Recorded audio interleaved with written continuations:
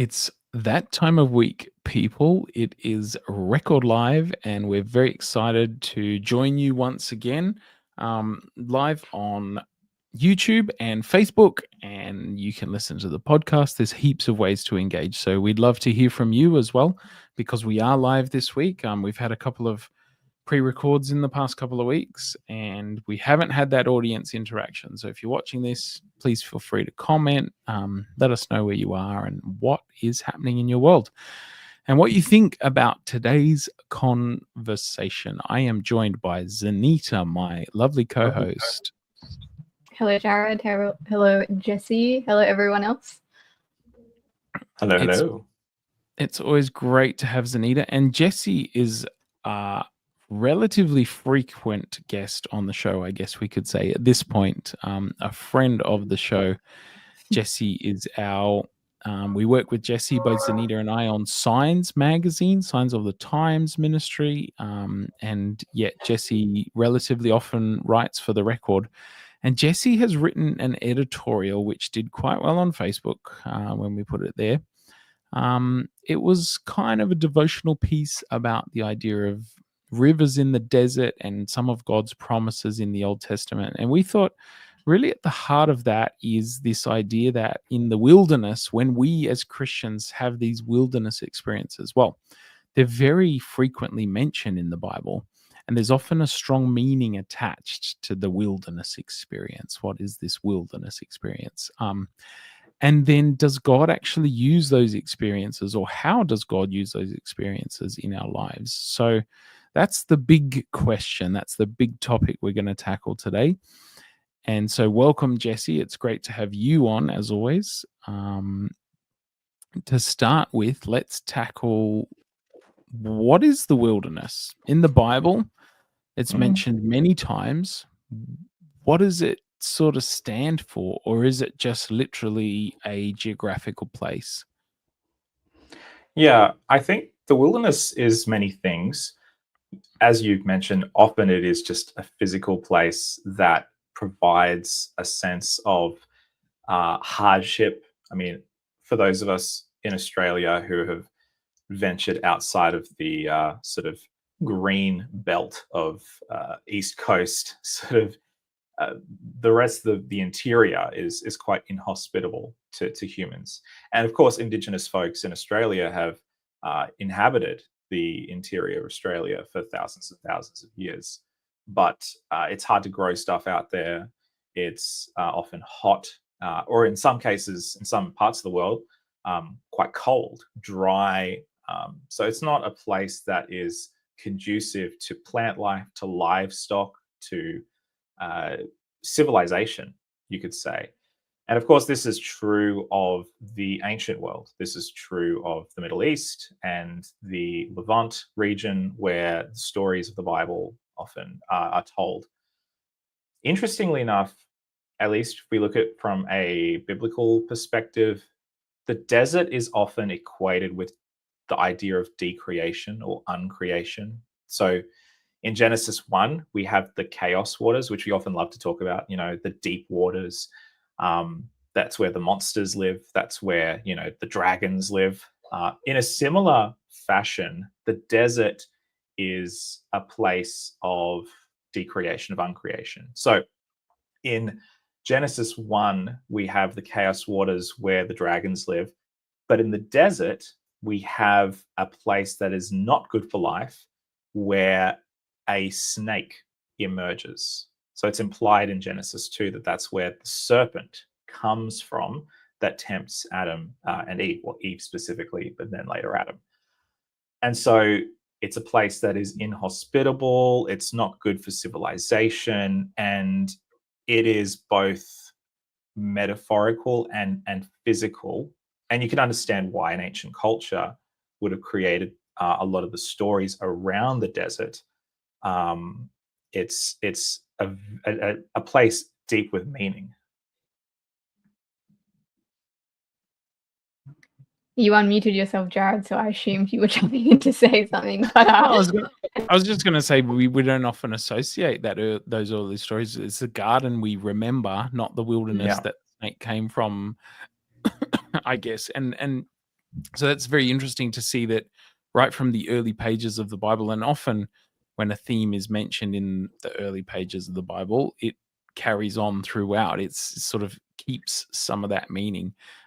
The Israelites famously wander in the desert for 40 years, and that continues that theme. I guess Jesus goes into the desert to be tempted.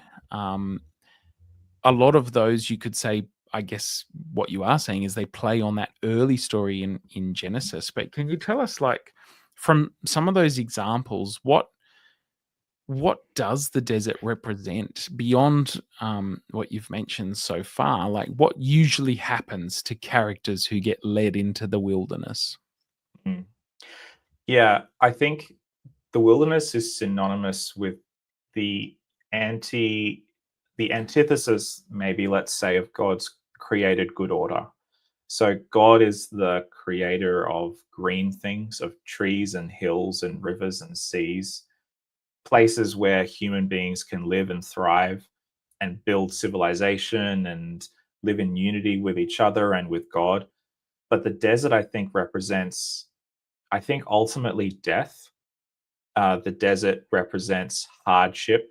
The desert represents the absence of God's goodness, God's order. I mean, if you just think from, the stories that you've read and the TV shows and the movies you've seen, the desert is often the place where the bandits and the rebels and the miscreants hang out. I mean, if you were to think of this in terms of the recent Dune films, I mean, the desert is where the Arrakis people live. It's where the Fremen live, rather. These people that are tough and quite brutal, and that's a story that's played out in many, many different contexts. And so when characters enter the desert, they usually one of two ways. They either enter the desert of their own free will, often because they've got no other options. So we see this in the story of Hagar, Hagar and Ishmael. We see this in Genesis 16. Hagar literally means the immigrant, and she's rejected by her adoptive family. And so she wanders the only place that she can go, into the desert, and she's going into the desert to die. And God meets her in the desert and provides an unexpected source of life and an unexpected, again, turn of events in this desert place. Or as you said, Jared, sometimes people are led into the desert through necessity or through no will of their own or no choice of their own. The Israelites don't have a choice. They have to go through the desert in order to avoid the hostile nations that lay between Egypt and the promised land. So, the desert is also the place in the early Israelite tradition where the scapegoat is released into during the Day of Atonement. The sins of the Israelites are heaped upon the scapegoat, and then it is set into the desert to, ultimately die. I mean, that's what happens to it realistically. So it's a place of death, and it's a place where I think it's on the border between God's good created order and the chaos elements that seek to undo God's created order. Yeah, I think we all know that imagery of there being like a stream in the desert providing life, or after maybe a bushfire, there's an incredible forest that's splitted up. Or we all know of those like metaphors and that imagery that comes after those like desert wilderness seasons. It's almost like we can have that hope that we're going to come out of it, but when we're in it, it feels like it's lasting forever. But why do you think that sometimes God requires us to go through those seasons of just dry desert wilderness? Because I feel like in my wilderness experiences, I guess you could say, I've been really frustrated because I'm like, is this all just going to be for some stinking lesson? like why does all of this have to happen in order for me to like learn something? Like, why can't we as humans learn things in the bliss of life? Because Look, I don't know, sometimes it kind of seems like it's a cruel thing. Like, I know that we say yeah, that God doesn't do these things, but yeah. yeah.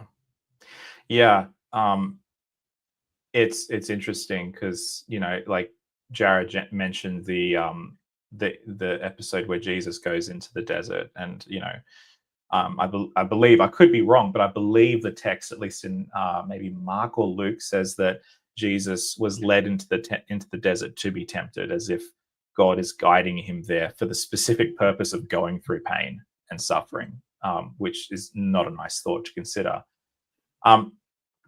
Far be it from me, Zanita, to assume that I know God's motives, but one thing that I have noticed about the desert, as much as it is a place of harshness and pain, it is also a place of silence and quiet and stillness. And many of us, especially, I think this is relevant in our more relevant every year that goes on than ever, many of us live in a world that is just busy and full of noise. And perhaps it is a side effect of the desert experience that maybe God at some point wants us to lead us to a place where we can actually hear his voice. I am reminded of the story of Elijah escaping from King Ahab, and he runs away and experiences this cacophony of weather events, the storm and the fire and all that sort of stuff. But it's in the still small voice, as he's sitting in his cave in the middle of the wilderness and no man's land, that he actually hears God's voice. And perhaps it is the case that God does not wish to shout through the noise to get our attention. Perhaps it is his desire that we would actually put ourselves in a position where we can hear him. That has been the case in my life. I don't know that that's everybody's experience, but I think perhaps that's some function of the desert, perhaps.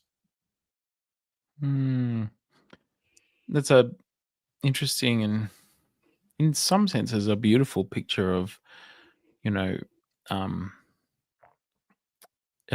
amongst all the noise, God's little still small voice reached Elijah. It was there comforting him at the end of all that. I know for myself, Zanita, we've talked on this show before as well about surrender and that sort of thing. So Jesse's point about, the stillness and the accessibility of God, we can actually hear him outside of the noise. But I think even more than that, sometimes you have to rely on God in the desert because you don't have any other options. I'm thinking of the Israelites. God provided their manna. God led them with a pillar of fire at night and a pillar of cloud sort of during the day. And it was like God was their only option for navigating and for getting sustenance and for surviving that wilderness experience. And I think sometimes as humans, we always look for meaning in disaster and difficulty, and the wilderness experience, in my experience, in wilderness seasons that I could paint them as wilderness seasons in my life, it's been like eventually God becomes my only option for getting out of that space, I suppose. So whether or not he led me there, or he just allowed me to go there because I needed that space, I guess 2,000 years of Christian theologians have debated this question, so it's not, it's not clear cut. It's not easy for us to say what God's motivations are, but he does give us free will, and he does often, he promises to meet us in that desert and to sustain us potentially while we're in that space. I'm reminded of probably the prototypical example of this, I think, in the Bible is the Job story. A guy who, for all intents and purposes, has everything that he could ever need. He has wealth, he has a loving family, and it's all taken away from him. And I mean, doesn't even have his health. He's covered in sores and he's sickly and he's delirious. There's a theologian, I wish I could remember his name, who talks about the Job story.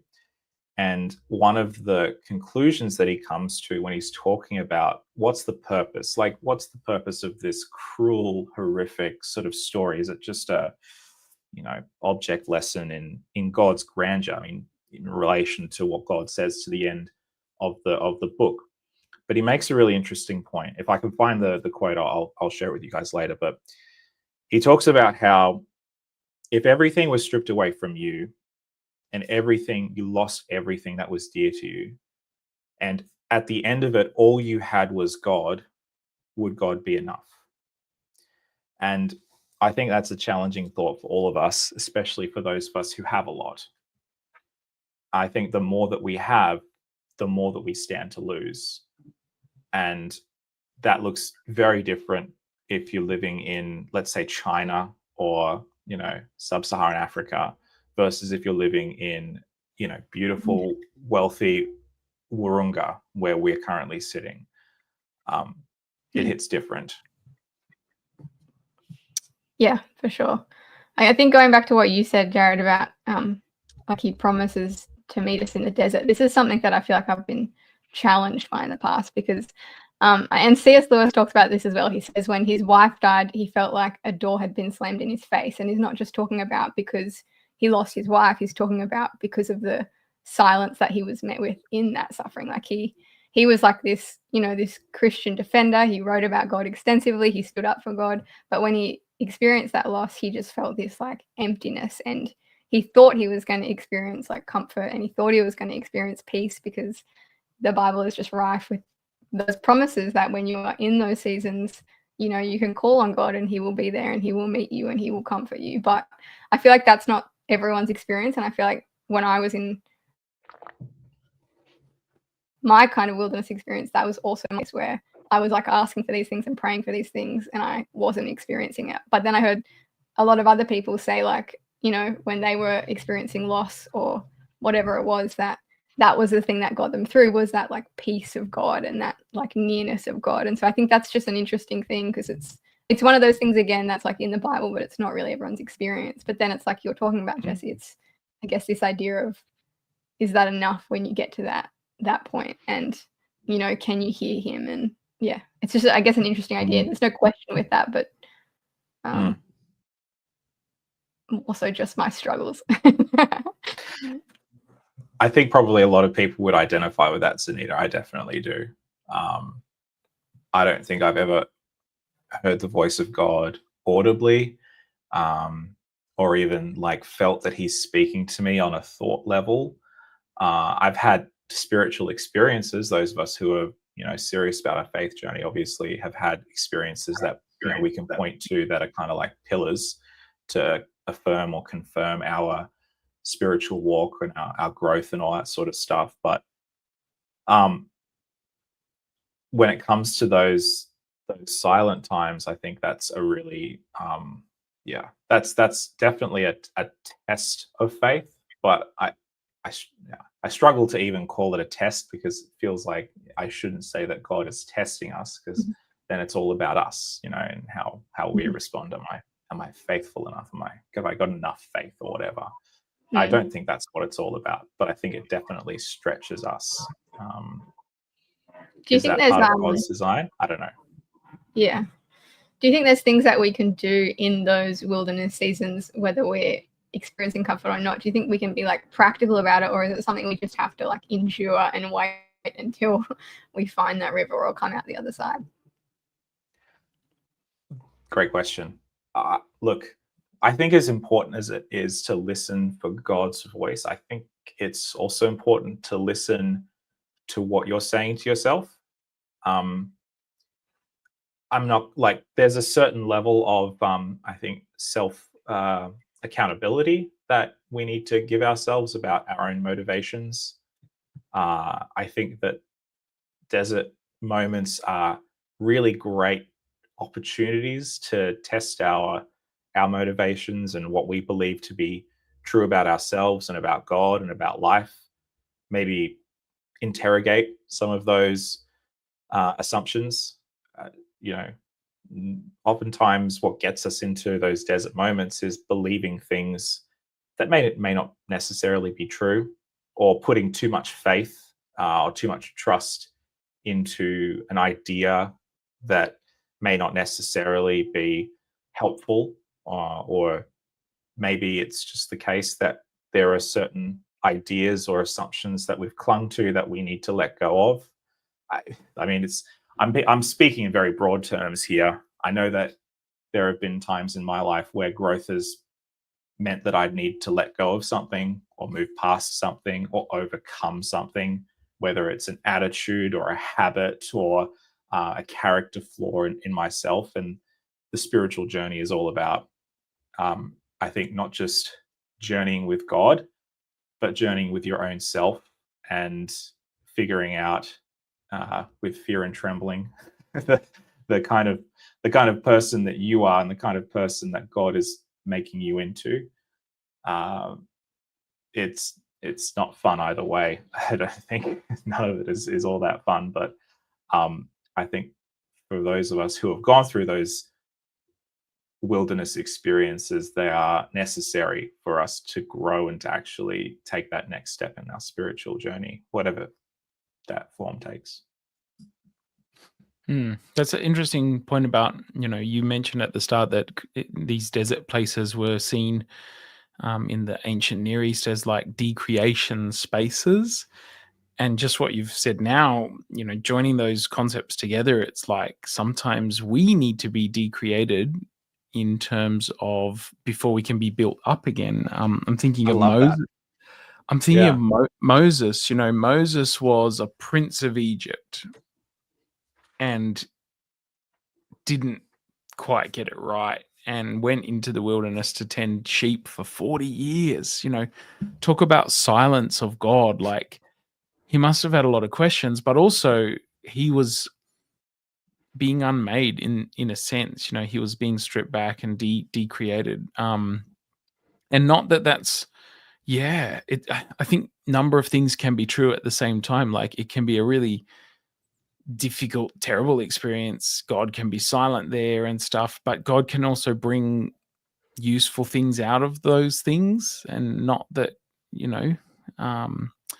he does purposely sometimes put us through trials, but if we find ourselves in trials, he can bring springs out of the desert, I suppose. He can use that, but sometimes we're not ready for the blessing unless we've been deconstructed a little bit first.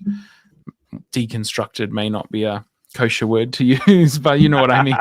Decreated, stripped back, I think was something that you said, Jesse. It strips away the pretension, the pride, sometimes just the comfort that keeps us too comfortable to actually help anyone else or to do good. And sometimes it's just self-sufficiency, thinking we can do it all on our own. It's interesting in both the Moses and the Jesus experience, and there's probably some parallels, intentional parallels there, but there was silence, and then there was almost like a trial or some temptation stuff, and then the angels ministered to him, and then the Holy Spirit, came, and it's almost like God's there ready to pick up the pieces, but sometimes we learn something in the silence, or we learn I wrestled with this for quite a long time in my own life. Like, God, why won't you just answer this prayer that I have? Like, I really want the answer, right? About things like, what's my future? What's my calling? What do you want me to do in my life? Like, I've asked him these questions, and I've been like, why don't you answer me? I think at one point I came to the conclusion that if he had answered me, if he had made it easy for me, I wouldn't have known myself as well.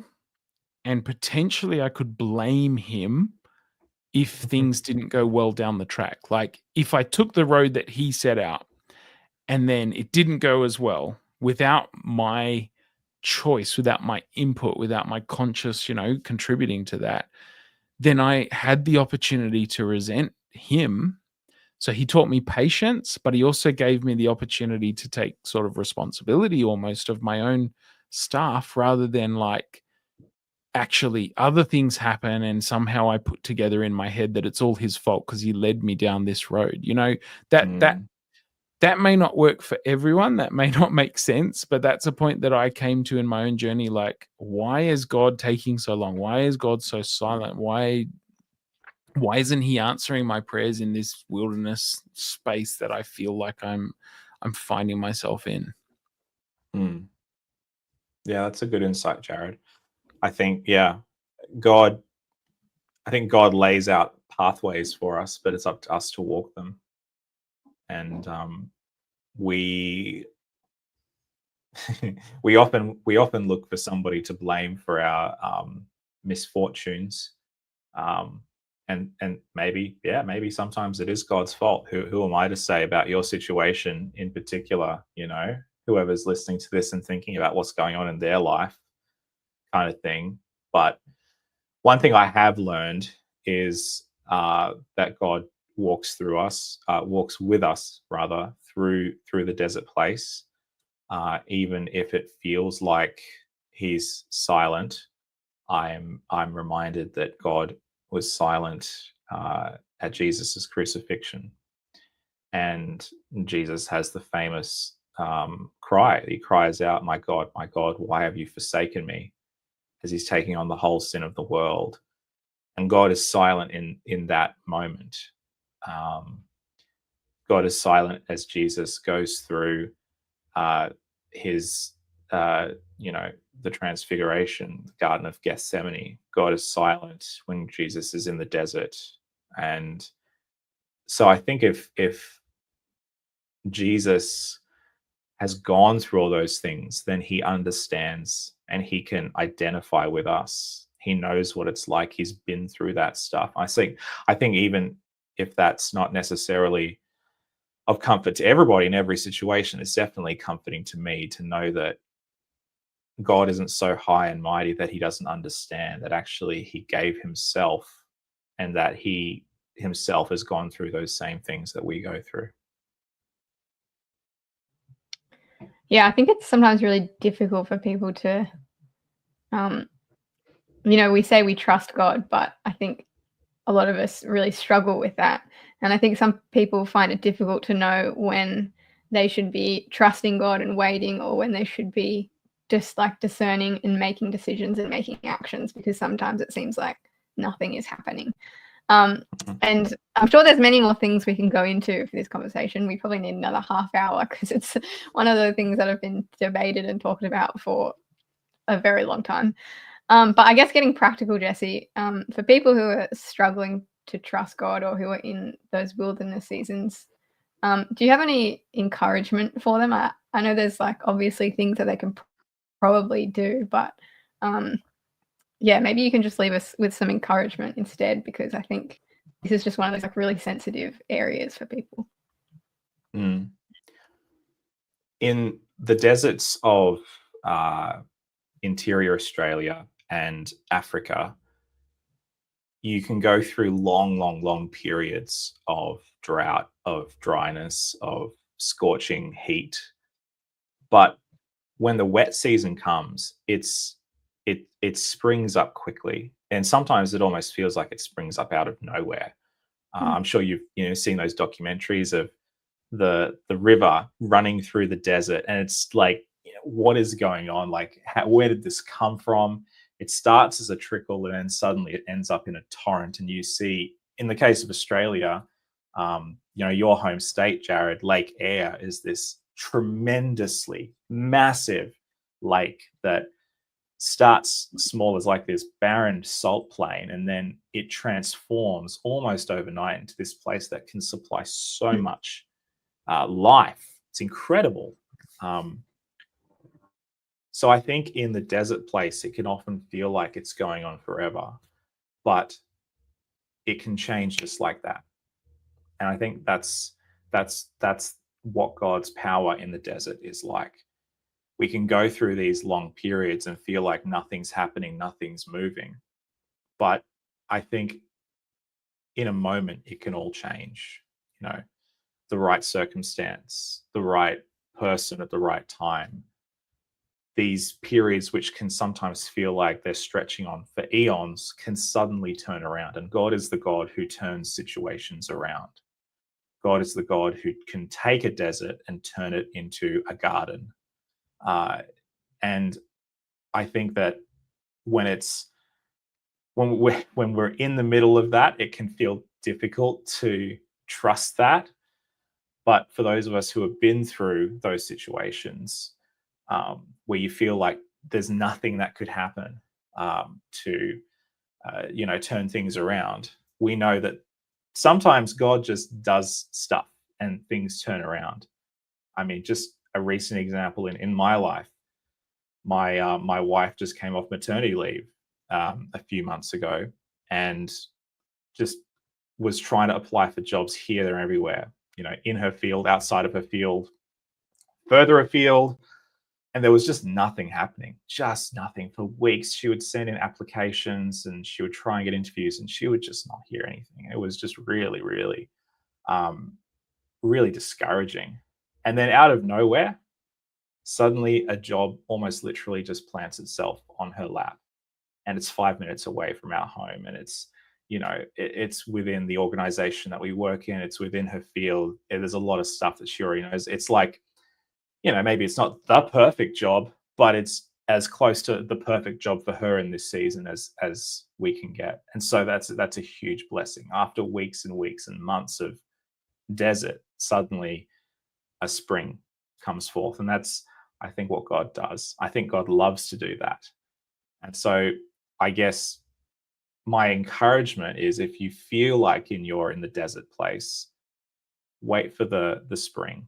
Do what you have to do. Sometimes we have to do some work before God can move. Sometimes it's just a matter of waiting. Who am I to judge?